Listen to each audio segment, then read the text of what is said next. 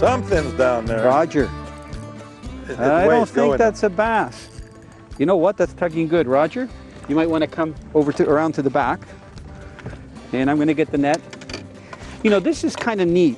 We started fishing early this morning, about 8 o'clock, Roger, 8:30, and we really didn't have a lot of action. And here we are, it's 2 o'clock. And you know what? You know what we call that kind of fish? Eater. Well, this is an eater. That's an eater. And he's giving you a good really wrapped tug. up in it down there. No, but isn't it neat that they're really turning onto the weed lines in the middle of the day? Yeah, just take your time. He's got lots of energy. I don't want him to get off, but I don't want him to thrash all in the net. Next time you bring him up, I'm going to slowly scoop him. Okay, he's really wrapped up in there. There, got him. Good. I don't think he's going to go anywhere. No. Yeah, what he did, you got him with both hooks, and then he's rolled up in the line. You know, we haven't hooked a small walleye in August down here when you're fishing this close to Lake Ontario. The big fish normally aren't in, so there's a lot of smaller fish. But we haven't got a fish, I don't think, under 21 inches. I bet you this one's 21 again. Yeah. You may want to... Get the pliers. Yeah. I hope he doesn't thrash, because I got a loose tail dancer. Okay, you know what? We're okay. Oh, you got him. Yeah, okay. what happened, the line was right around the lure, you know, so here, this is going to be our last keeper, so that you have enough fish for your meal. Come on, okay, you hold the net. Yeah, I got it. Gotta try to get one hand under here. And I'm going to measure him, but I got a feeling he's about 21 inches.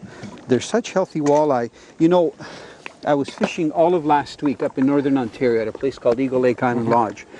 And the amazing thing, Roger, is we were fishing a very similar pattern, only in deeper water. We were trolling in 90 feet of water with the tail dancers, the same lure right here. But we were trolling very fast because the walleye were very actively pursuing bait fish. 4.5 miles an hour. Have you heard of anybody trolling that fast? That's ocean speed. Yeah, it's like trolling for muskie. I've trolled that fast for muskie, but it's the same lure that we're using for casting today. And getting fish like this, a lot of them were in the slot because they had a slot limit there of 18, I think, to 25. So you had to throw those back. But we also got limits of, you know, eater fish. Isn't that a gorgeous specimen? Beautiful. He's going to have nice cheeks too for eating. Now, one thing that's important that Roger and I are doing, because we're using these crankbaits, we're using a very specific fishing line. I'm actually going to hold your rod. If you wouldn't mind, Roger, just grabbing some of the lines, because I had them out in case we needed to retie some of the things. You know, your seat is actually very comfortable right back here. I don't get much of a chance to sit in it. You know, the rods of choice today are the new Avantis series, and this is really like a combo, the spinning reel and the rod. And I'm excited about these because there's a lot that are two-piece. And I'm going to show the viewers here. They make them also in the bait casting models, two-piece, and the spinning ones. Now, because I know you're a sportsman, I gave you the lighter action one. The nice thing about the Avantis and also the TS2, which is the species-specific, technique-specific rods, they actually make the rod specifically for the type of presentation that you do. So if you like to crankbait fish like we do, there are crankbait rods that you can get in the TS2 line.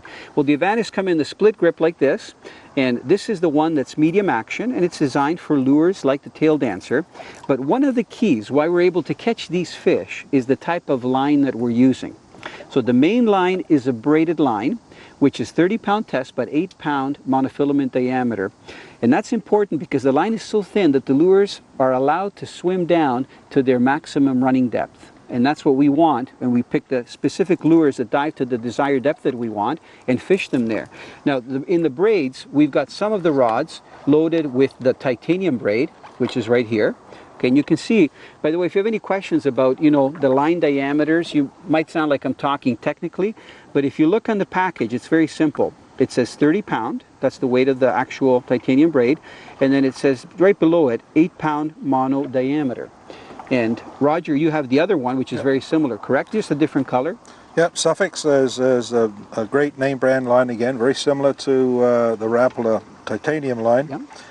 With very similar properties, and again has the same information on them. Yeah, I was looking on, it's very clear right there. So it's a 30-pound test, 150 yards, and it's also 8-pound monofilament diameter. Now, we don't tie our lures directly to the braided line because the braided lines have no stretch, and they're very thin, which is great. So what do we do to make sure that the fish don't bite through and they don't see the line? Fluorocarbon. Fluorocarbon. And again, we've got two different types of fluorocarbon. They're both 30-pound test. And the reason I told Roger that I like the 30-pound test, two reasons. One, in case we get a huge walleye in the 10 to 14 pound range. They have big teeth and hard mouths. And also, we can get the unexpected large northern. 30-pound tests are going to have a hard time biting through. The other reason, which I found by trial and error, Roger, is that if this line is not limp, and 30-pound test is by no means limp, even if you cast into the wind, and that trajectory that you normally get with the tail dancer going away, if it goes from one side to another, there's a less likely chance that the hooks are going to get caught around the line that's close to the lure, where the braid is so limp that it's very easy for the hooks to catch when it's tumbling through the air. Exactly. So in the fluorocarbon, everything is, again, right on the front. It tells you the diameter, how much you get, and the weight. And I like the idea of having the large spool because in the 30-pound weight, there can be some memory because it's thicker. This is a fairly hard line, yes. Yeah, but in either one, whether it's the Rapala fluorocarbon, you can see the specs right here, or the Suffix, they are excellent to create leader material. And that's why normally the spools aren't like 150 yards, they're smaller spools. So Roger, all of this gear has been working great. You've been great to test it with me. I know you're very busy in the office or you would have been golfing today.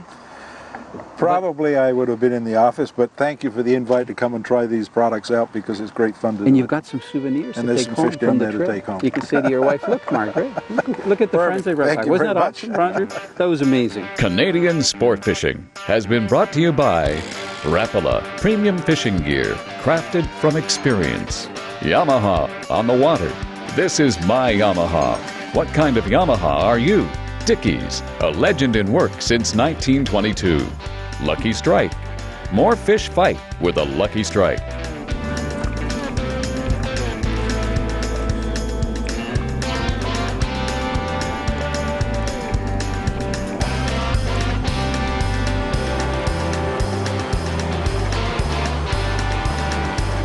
You can see the ferries going across because we're going so close to Lake Ontario. This is the Glenora ferry, and these things are going all day long. Good thing they're not trolling. They'd be catching some of these fish.